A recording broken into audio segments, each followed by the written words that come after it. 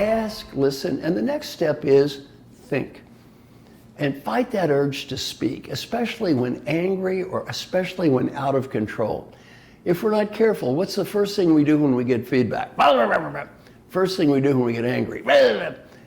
Have that discipline to stop and breathe and ask yourself, not only what am I going to say, but how am I going to say it before you respond to feedback. Ask, listen, think. Who's the greatest leader I've ever met in my life? I had the privilege of talking with her yesterday. The greatest leader I ever met in my life is a wonderful woman named Frances Hesselbein.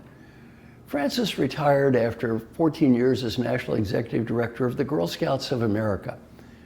Peter Drucker, the greatest management thinker of all time, said Frances Hesselbein is the greatest leader I've ever met in my life. She has 25 honorary PhDs. She's editor of an academic journal. She's written several books with me, many on her own. Just a wonderful person. And she's also 104 years old. She's an amazing, amazing human being. Well, Frances taught me many things. One of the great lessons is this: never speak when you're angry or out of control.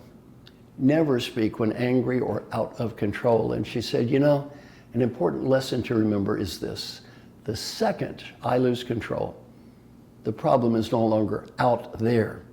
The problem is now right here. Ask, listen, think. I had a great example of this a few years ago. I was at a Buddhist monastery with a Vietnamese Buddhist monk, Thich Nhat Hanh, wonderful author, a great thinker, one of the more famous Buddhist monks in the world. I was there for a week in France, and we were encouraged to meditate on a variety of topics. One day the topic was anger.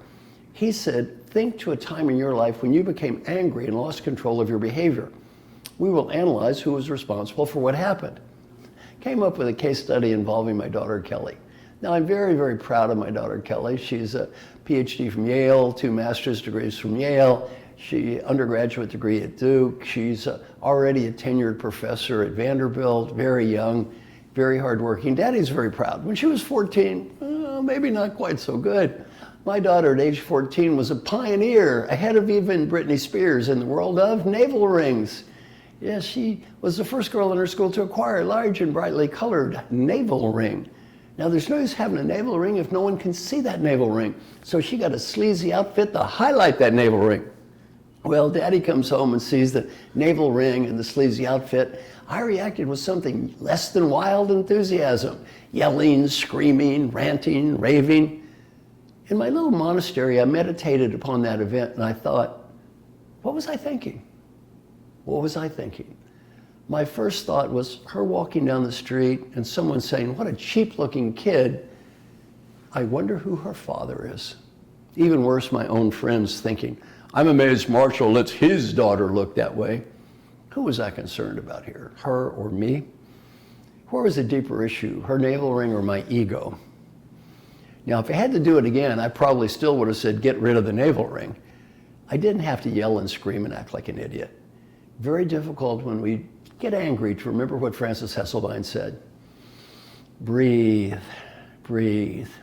And the second I lose control, I have become the problem.